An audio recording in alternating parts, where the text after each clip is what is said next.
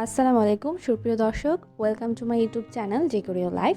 আজকে আমি খুব সহজে এবং কম খরচে মুচমুচে রসালো জিলাপি বানিয়ে দেখাবো। তো শুরু করছি আমার আজকের রেসিপিটি।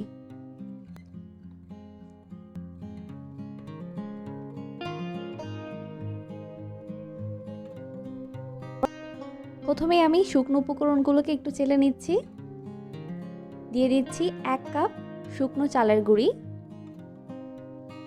এই তো এখন আমি এই চালের গুঁড়িটাকে চেলে নিচ্ছি। এতে করে জিলাপির ডোটা খুব স্মুথ হবে। চেলে নেওয়া হয়ে গিয়েছে। দিয়ে দিচ্ছি 1 কাপ বেসন। বেসনটা আমি খুব ভালো মতো চেলে নিচ্ছি। এখন দিয়ে দিচ্ছি হাফ চা চামচের মতো baking powder,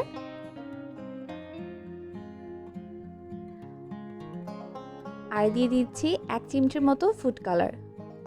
orange food colour use করছি আমি এখানে।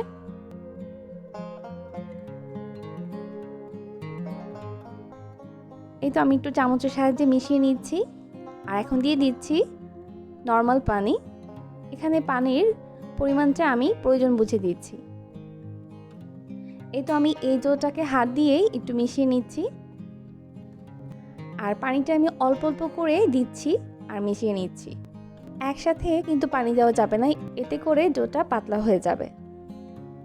আর অনবরত আমি এইভাবে ঘুরিয়ে ঘুরিয়ে মিশিয়ে নিচ্ছি।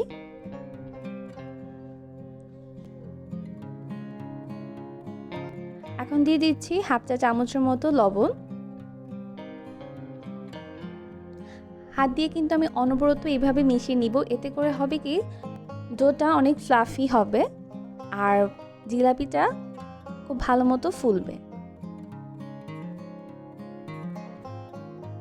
এই তো আমি একটা ঘন ব্যাটার তৈরি করে নিব এরকম। এখন দিয়ে দিচ্ছি 1 টেবিল চামচের মতো তেল। তেলটা দিয়েও কিন্তু আমি আবার হাত দিয়ে খুব ভালো মতো মিশিয়ে নিচ্ছি।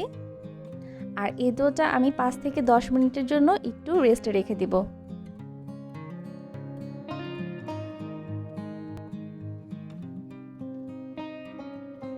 ফাঁকে আমি শিরাটা এখন বানিয়ে নিব। একটি হাঁড়ি বসিয়ে দিয়েছি। এখন দিয়ে দিচ্ছি 1.5 কাপের মতো চিনি, আর দিচ্ছি 2 কাপ পরিমাণ পানি। আমি এখানে 2টি এলাচ ইউজ করছি। এলাচটা আমি কিন্তু ফাটিয়ে দিয়েছি। এতে করে শিরার ভিতর খুব ভালো মতো একটা এলাচের ফ্লেভার বের হয়ে যাবে।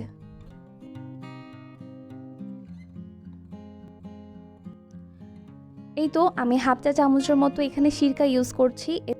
এতে করে শিরাটা কিন্তু ঘন হয়ে যাবে না। আর আপনারা চাইলে কিন্তু সিরকার বদলে এখানে লেবুর রসটা ইউজ করতে পারেন।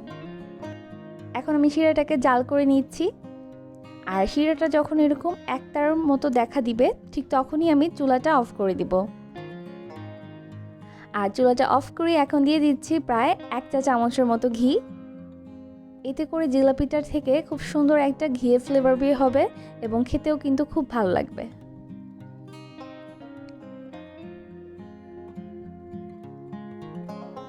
আর এই যে বোতলটি দেখতে পাচ্ছেন, এটি একটি সসের বোতল। আমি আজকে এই বোতলটিতেই জিলাপিটা বানিয়ে দেখাবো। তো আমি এই বোতলটাতেই ডোগুলো কিন্তু ভরে নিয়েছি।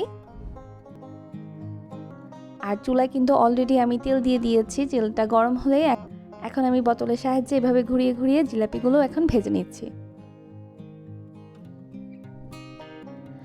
আর ফ্লেমটা কিন্তু এই পর্যায়ে মিডিয়ামে থাকবে। এই তো উল্টে পাল্টে খুব সুন্দর একটা গোল্ডেন ব্রাউনি কালার চলে আসলে কিন্তু আমি জিলাপিগুলোকে এখন শিরায় দিয়ে দিব। সাথে সাথে চুলা থেকে উঠিয়ে আমি গরম শিরাতে দিয়ে দিচ্ছি। আর শিরাতে দেওয়ার পর আমি কিছুক্ষণ উল্টে পাল্টে শিরা থেকে উঠিয়ে নেব। এভাবে প্রতিটি জিলাপি আমি ভেজে গরম শিরায় দিয়ে নিচ্ছি। এ তো হয়ে গেল খুবই কম সময়ে অল্প খরচে মুচমুচে রসালো জিলাপি। আশা করছি আমার আজকের এই জিলাপির রেসিপিটি আপনাদের কাছে ভালো লেগেছে।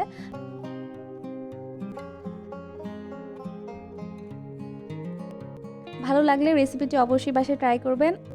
ভালো লাগলে আমাদের ভিডিওটিতে একটি লাইক দিবেন আর আমাদের চ্যানেলটি সাবস্ক্রাইব করে আমাদের পাশে থাকবেন। সবাই খুব বেশি ভালো থাকবেন। আজ এখানেই বিদায় নিচ্ছি। আল্লাহ হাফেজ।